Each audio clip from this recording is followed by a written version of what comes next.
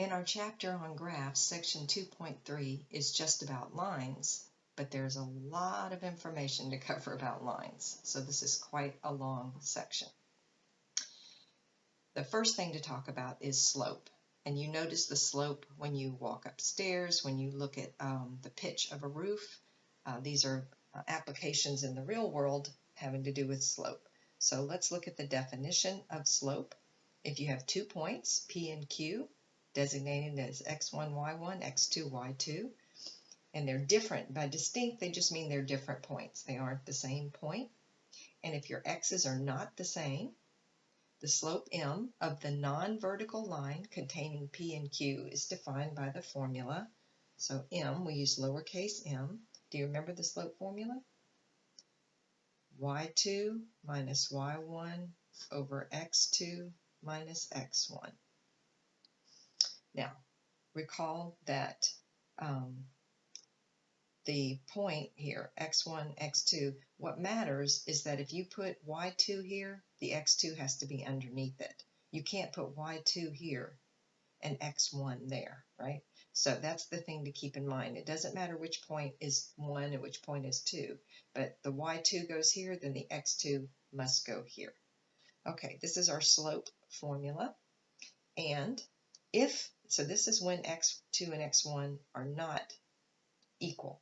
But if they are equal, then our line is vertical and the slope is undefined.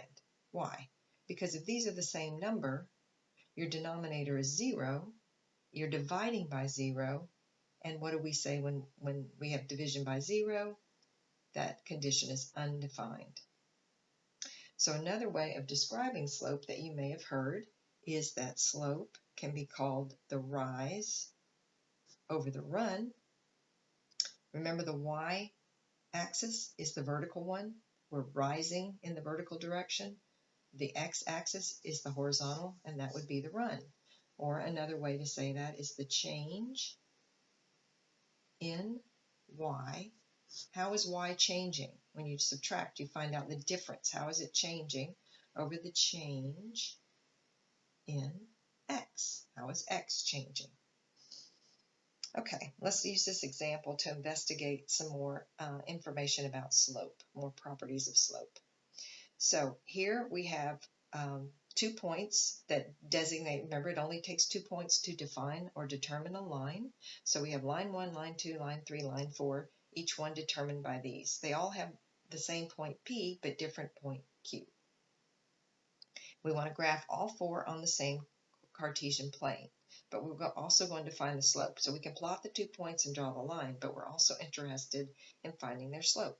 So the slope of L1 will be y2, which is 3, minus y1, which is -1. See, this is a place where people get in a hurry and run into trouble. It's minus a negative all over. So if I put 3 here, I have to put the 4 here. x2 minus x1. So what's 3 minus -1? Well, that's 3 plus 1, right? Or 4 over 2. So this one has a slope of 2. So let's plot that. 2, x is 2, y is -1, and the q is 4, 3. 4, 1, 2, 3. So here's line 1.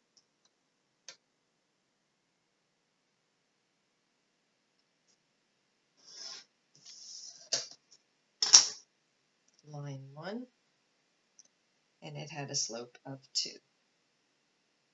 Okay, let's find the slope of line 2.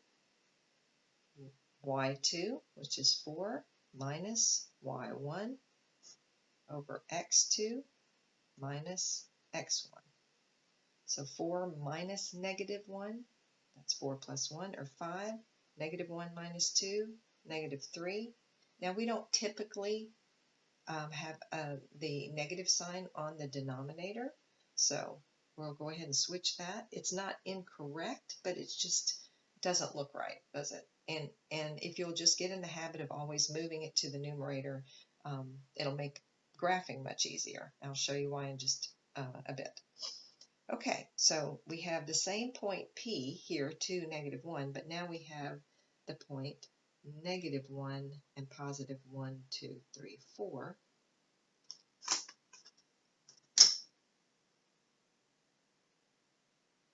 So here is our line 2.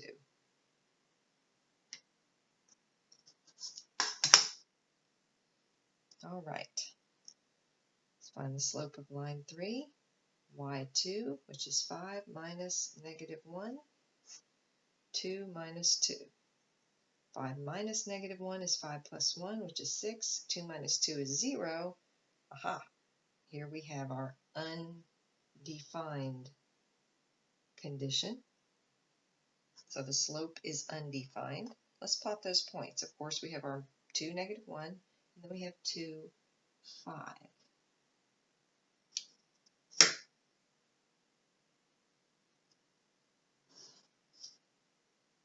There's line 3. Finally, for line 4, y2 minus y1, x2 minus x1. -1 minus -1, well, that'd be -1 plus 1, wouldn't it? And 8 minus 2, what's 0 divided by 6? Yeah, that's just 0, isn't it? That's a number. It's fine. It's 0.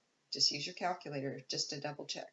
You should always know what that error message you get on your calculator when you divide 6 or a number, non-zero number by 0. Okay, let's plot this one. 2, -1, and 8, -1.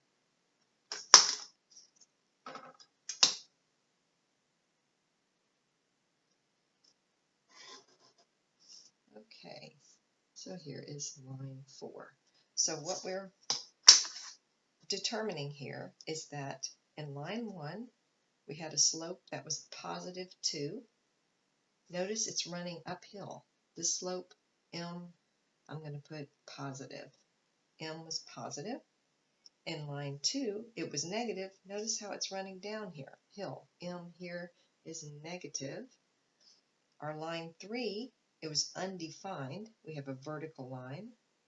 And in line 4, it was 0. We have a horizontal line. So this investigation helps us come to some conclusions that we'll make here in just a bit.